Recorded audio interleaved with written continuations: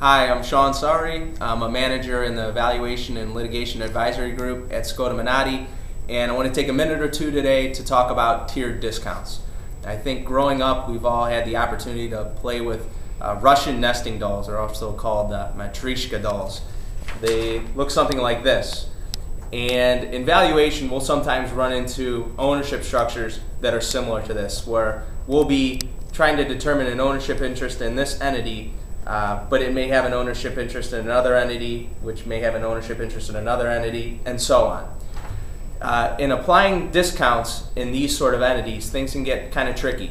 To simplify things, in the case where the entity in which we're trying to determine the value of an ownership interest has a controlling interest in the next entity, in that case, we will typically not apply control or marketability discounts at this lower level. The valuation world's pretty much in general agreement on that issue.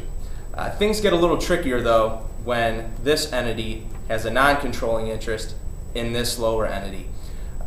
There's been thought as to whether discounts should be applied at this level and at this level, or just at this level alone, like in the controlling situation. The IRS showed its hand to some degree on this issue in a 2008 tax court case, Astleford versus Commissioner. What they said in that case, when the entity that we're valuing an ownership interest in has a non-controlling interest in this lower entity, and that lower entity makes up a relatively small portion of the upper entity's total asset value, they'll typically allow marketability and control discounts at the lower and the upper level.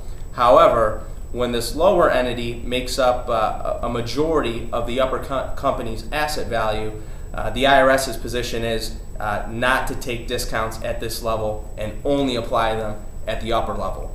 While there's still some disagreement on this, both within the valuation community and against the IRS's decision, at least the IRS has shown their hand to some degree to give valuation practitioners and estate and gift tax attorneys some idea as to how the IRS might challenge such valuations. If you're interested in more on the subject, you can check out our blog and also take a look at the 2008 case, Astleford versus Commissioner.